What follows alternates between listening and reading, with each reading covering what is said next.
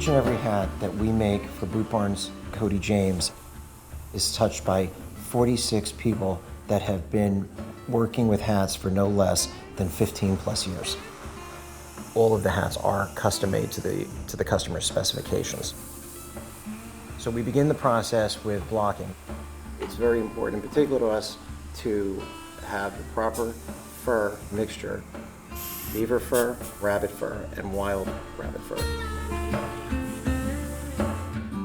After the body has sat for 48 hours, we then take it and we make the crown and the brim.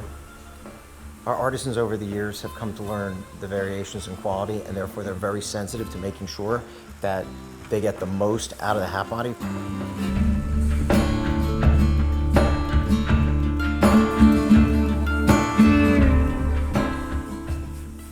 And then we use made in USA silver-plated buckle sets. That's something very unique to Boot Barn. We have more than 145 years in this industry, starting from raw materials all the way to finished hat. The American cowboy hat represents everything.